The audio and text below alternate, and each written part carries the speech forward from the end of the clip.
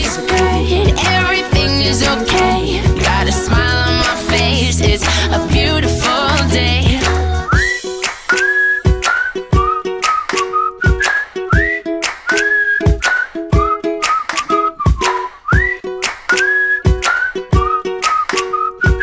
What's up mga kamarites? Thank you for tuning in. Ako po muli si Josepa dito sa Josepa, anong latest na naghatid sa inyo ng mga trending topic tungkol sa inyong mga favorite celebrity update.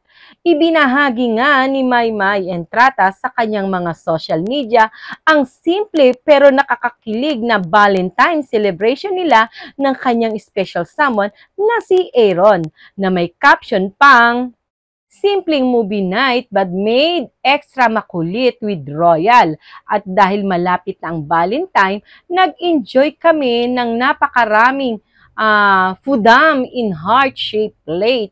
Lagyan ng konting kakulitan ang araw ng mga puso habang nakulitan ang Royal. Kaya sa mga ka-gen kulit namin dyan, i-share ninyo rin ang inyong kulit snack bonding experience kasama ang barkada with Royal. Hashtag Royal Generation Kulit, hashtag Royal Kasnack Kulitan, hashtag ilabas ang kulit. O, diba? Nakakatuwa naman at talaga naman. O, love is in the air talaga dito kina Maymay Entrata at Aaron, diba? Salamat Maymay Entrata sa pagbabahagi mo at sa pasilip kung paano ninyo sinicelebrate ang Valentine's Day. O, diba mga kamarites?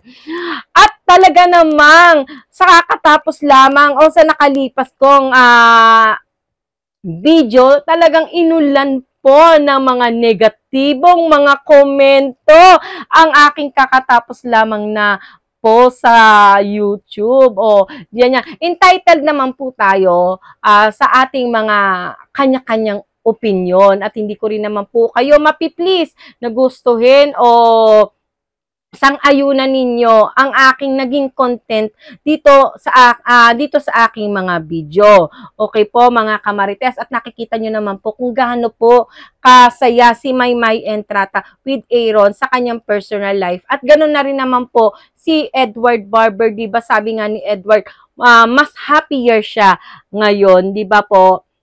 Kaya sana po kung saan po masaya ang ating mga lodi ay maging happy na rin po tayo para sa kanila. Di ba po mga kamarites? Pero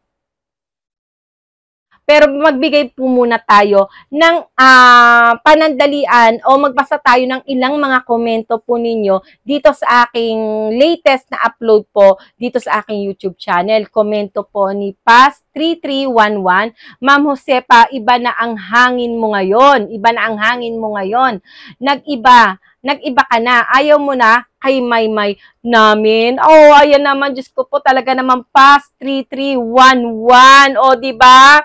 Dahil ba sa kakatapos ka lamang na content na iba po ang topic natin na si Maymay po at saka si Shanaya, ayaw ko na agad-agad kay Maymay Entrata. Diyos ko po, paano ko po isisingit doon sa aking past video si Maymay? Kung wala naman po talaga siya, diba? Mahirap naman po na gumawa ako na para lang po kayo kiligin, ay magsisinungaling po ako sa inyo. Mas pangit po yung ganun na mag-iimbento po ako ng storya, diba po? Ako po yung nagbigay lamang ng reaksyon at komento sa mga bagay na aking napapanood, diba po? Hindi naman komot ang naging content ko sa aking past video si Edward at saka si Shanaya. Ayoko na po agad-agad kay Maymay Entrata. Huwag naman po sana ganon kakitid ang ating mga utak. Pero nire-respeto ko po ang inyong opinion dahil kanya-kanya naman po tayo. Diba po? Tapos eto, magbigay daan din po tayo sa isang komento.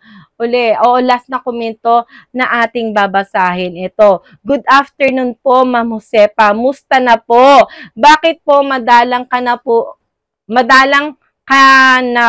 kayong makita. Sana huwag kayong magsawang sumuporta sa ating mahal na love team, ang Maywar. God bless po at ingat po kayo palagi. O, di ba, napakaganda at napaka-positibo. Di ba, hindi mo kailangan mambash, hindi mo kailangan manghila pababa. Di ba, kita mo, ang sabi niya, ang Maywar, Ang sabi niya dito, sana wag po kayong magsawang sumuporta sa ating mahal na love team. Ang pagmamahal ko sa Mayward ay hindi na yan kailangan pang pag-usapan at hindi ko na yan kailangang pang patunayan dahil ang pagmamahal at pagsuporta ko kay Maymay at kay Edward ay nandiyan lang yan. No questionable. Ako'y nagbibigay lamang po ng opinyon sa akin pong mga napapanood. Pero ang tangi ko rin pong sinusuportahan ay Mayward. Pero sa ngayon po, masaya po si Maymay sa kanyang personal life sa Canada with Aaron. Kung ano po ang kanyang pinagkakaabalahan po sa Canada at kung bakit po siya nandoon, ay malalaman din naman po natin yan sa takdang panahon, di ba? Kaya bigyan na lang po muna natin ng privacy si Maymay Entrata kung ano po ang kanyang pinagkakaabalahan po sa Canada. At ganun din naman po si Edward dito po.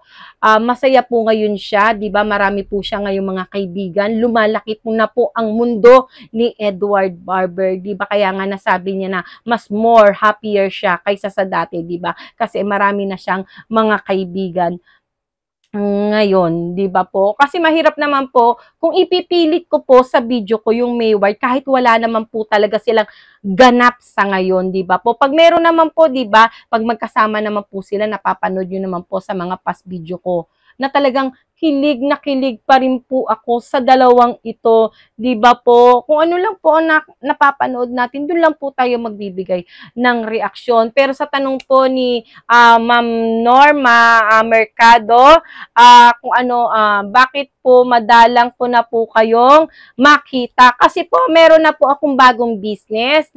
Nag-start po ito last December, ang aking Josepa's Collection. Ayan, kung mahilig po kayo sa mga bag, ayan, na mga inspired o branded bag.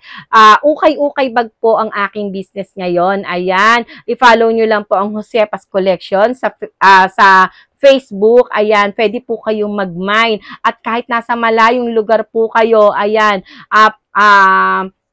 pwede pa rin po kayong bumili sa Josepa's Collection ng mga branded o inspired na bag, ukay-ukay bag, pero talaga namang garantisado pa rin po. Kaya medyo nagfo-focus po ako muna sa aking bagong baby. Ayan, kaya medyo pasundot-sundot na lang po ng konti dito sa YouTube. Minsan update po sa Mayward pag meron, minsan update kay Edward pag meron, minsan update kay Maymay. Kagaya ngayon, kung meron siyang update, i-share po natin sa inyo. Pero wag po, hindi po ako gagawa ng inventong para lang po kayo ay kiligin, 'di ba? Mas mahirap po yung mag-i-illusion po ako ng may ganap kahit wala naman po, 'di ba? Mas pangit po iyon. Pero maraming salamat po sa walang sawa po ninyong pagsuporta sa aking YouTube channel na kahit bihirang-bihira na po ako mag-update ay nananatili pa rin po kayo na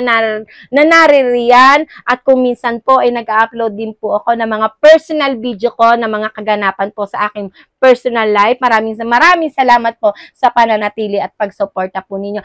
Huwag po kayong mag-alala. Until now, pusong maroon pa rin po ako, pusong Mayward pa rin po ako. Pero masaya po ako ngayon sa buhay, kung ano man ang tinatahak na buhay ni Maymay Entrata at ni Edward Barber, ay masaya po ako hanggat masaya po sila. At ibibigay po natin sa kanila ang respeto kung sino man po ang kanilang nakakasama at kung sino ang kanilang pinili na mahalin sa buhay. Kayo mga kamarites, eto na, ano ang inyong komento sa ibinahagi sa atin ni Maymay Entrata na pasilip sa kanilang Valentine's Day ng kanyang special someone na si Aaron. I-comment nyo na yan at atin niyang pag-uusapan sa aking mga susunod na video.